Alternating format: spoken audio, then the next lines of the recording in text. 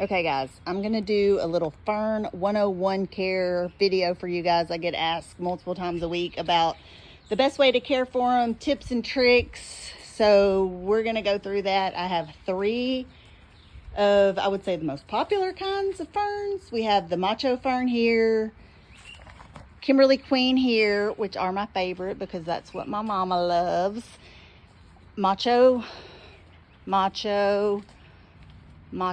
and then we have the Bostons.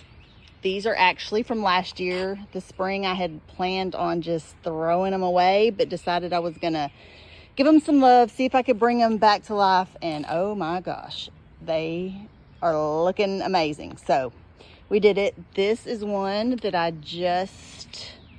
would say, inherited, and from a special Aunt Susie. So we're trying to get it back looking green and looking good, and hopefully I'll have an update on this one maybe later in the summer on kind of what's happening. But we'll go through everything that I do, what I think is best, and y'all can let me know what you think.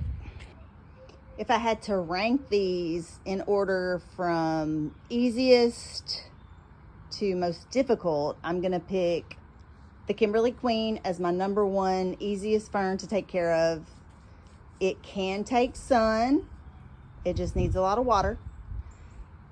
Second, I'm gonna go with the Macho fern, and it is really a close race between these two. They're both very easy. This one is actually in full sun today, and has pretty much been in the sun. I kind of move them back and forth. If it's overcast, I feel pretty good about it with it not being like middle of the summer right now.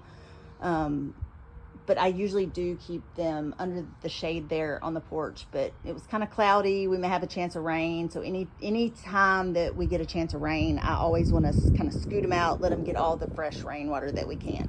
But we got number one easiest, number two easiest, number three is definitely gonna be the Boston fern. Last year was the first year that I was really committed to try and figure these bad boys out. And I think I've done it, but they are still very difficult. They need a lot of attention. They get mad, they get sunburned. You can kind of see the leaves on that one. They're a little bit brown. I had them in a different spot. Sun came out and they're sunburned.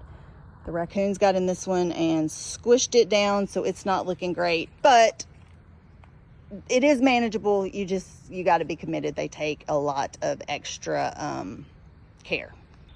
Okay, so first off, the bigger the pot, the bigger the fern. And I will forever and always love a huge clay pot. I think that for whatever reason, the ferns like them much better than plastic, so that's what I go with. These are, let's see, 18-inch pots. I get them at Marshall Pottery in Shreveport, and you just need to make sure that there's no cracks or anything when you do get the pot. Sometimes I have to go through the stack before I can actually find one without a crack. And then these are actually in old wash tubs, and they do well in them too. I just don't think that the plastic pots are the best way to go if you want to get them big and you want to keep them every year. So that is tip number one, big clay pots. Okay, and I also want to add that these wash tubs do have holes drilled in the bottom. Several holes so that they can drain well. I just wanted to add that. And I did say Marshall Pottery, but I meant Ellis. Ellis Home and Garden. There's one in Longview, one in Shreveport, and that's the only place that I have found that has the big clay pots. You may have somewhere else, but that is where I get mine. All right, just wanted to clarify that. Okay, tip number two, and most important tip for your Boston ferns especially, but for everybody, is you cannot overwater a fern. Cannot do it. I have left them sitting in buckets of water for multiple days, and they're happy as can be. So you cannot overwater a fern. The best way that I've found to water the Boston ferns is to take them and put them in a 5-gallon bucket or a wash tub, put them in there. You can fill it up with water, but you want to make sure that you fill it all the way to the brim. The best case scenario is if the water goes over the lip of the fern. This one is a little bit too short, but we're still gonna, I'll leave it in here for probably 2 or 3 hours today and let it just really soak up. These are still in plastic pots, so I'm having to do it more often. In the summertime, you almost have to do this every day with your Boston ferns. They dry out so fast and they need so much water to stay pretty and healthy. So soak them from the bottom, but also water them from the top until you get your overflow of the water in your bucket.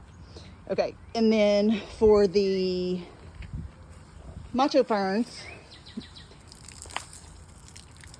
I'll water from the top, just down in the center, but then you also want to make sure that you are getting the edges of the pot.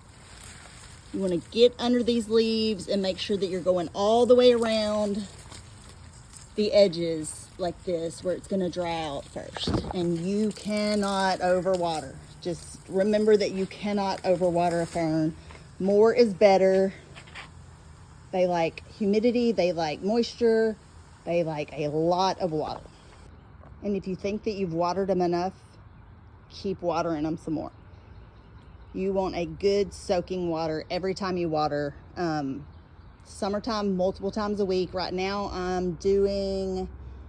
we haven't had any rain this week, so I've watered twice between I watered Sunday and then I'm watering again today. Hopefully we'll get some rain this weekend, and maybe next week I'll only need to do once, but that will definitely increase as we go into summer. So they need the soil definitely needs to stay moist, if not completely wet.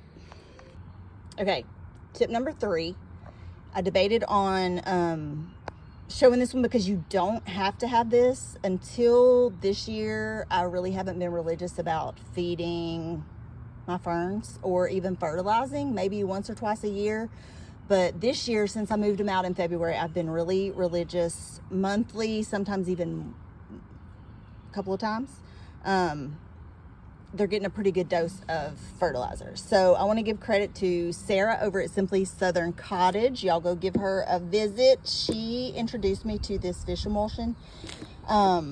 It is a horrible smell, so do not try to mix this in your house. And if you have a weak stomach, I'm going to tell you right now, don't even try it, because it is brutal. It's just terrible. Just take my word for it.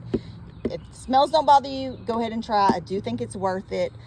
So I use 1 tablespoon to 2 gallons, my little 2-gallon bucket here that I mix up stuff, my little thing from my Miracle Grow pack. 2 tablespoons of Miracle Grow. It calls for 1 per gallon, so I'm doing 2 of this, 2 of the fish emulsion. I put it in first so that when I put my water in, I'm really like spraying it, mixing it up, and then I give each fern at least 2 gallons. The bigger ferns I'll go back and give 2 buckets to, so I am going through this stuff pretty often. I don't remember if I said that Walmart now sells this in gallons, and I actually have that in my cart to pick up today because I'm almost out. But let me show y'all the difference in the leaves. You can actually see that the leaves are actually starting to turn green. So let me show y'all that. Okay, so I honestly feel like this is the darkest green that my ferns have ever been, and I'm giving credit to that little concoction of things. If you don't want to use Miracle Grow, if you like organic, leave that out and just go with the fish emulsion, because you're definitely getting a benefit. I just wanted this year to try both of them. But you can see closest to the stem, the dark green, and then how it kind of gets a little lighter. That is filling in with the dark green. You can really see as it kind of goes down. But I am giving 100% credit because my ferns have never been this green. So this one that's a little bleached out from the sun, that is what happens. They get mad when they're inside during the winter and they turn yellow. So that is what the stuff is helping with mine. If they have too much sun, they will also kind of turn this yellow color, and we're gonna see, this one's already better. It's had two doses of the little concoction, and I feel like it's already doing better. And it's in full shade too. These are also in full shade. The ones that you have that are getting a little bit more sun may, it just kind of bleaches them out a little bit. They may not be as green, but I'm telling you, that stuff works, and I will stand by it. So give it a try. I'll put a little, I think it's like $23 a gallon, but a gallon will last you a while. They do have a smaller one that's, I think, like $12, but Walmart and Amazon both have it. So pick that up, and yeah, I think you'll really like it. Okay, tip number 4. I learned this one the hard way, so be sure to remember this one. This fern usually sits under this porch and is, I would say, full shade 100% of the time.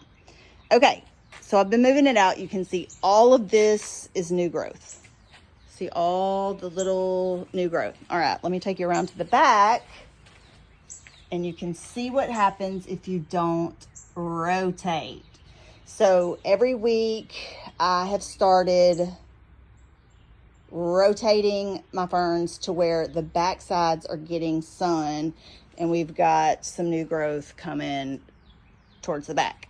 So these, every week I'm spinning these bad boys around. These are too big, and you can see the back. It's just a little sparse. So definitely a good tip. If you've got them on the porch every week, just make sure that you're putting the back to the front and the front to the back, and then just keep on rotating throughout the summer so that everybody's getting equal amounts of sun. Those little frauds will come to the front, and yeah, you'll have a little naked backside. Okay, last but not least, we've got tip number 5, rainwater. As much rainwater as you can catch. We have our little rain chain here. I'll usually put a 5-gallon bucket under that. Catch as much as I can. Make sure that they are out in the rain and that they can get as much rain as possible. Every chance you get to collect rain or put them out in the rain, you're going to see huge improvements in the way that they look. It's like after every rain, I get new little frauds coming out. So rainwater is huge. Catch it and pour it on them, or like this one, sit it out and yeah, let them get a good soaking rain, and you'll see huge benefits from that. So that is all I've got as far as tips. If I think of anything else, I'll do another video, but I hope y'all enjoy, and happy fern growing.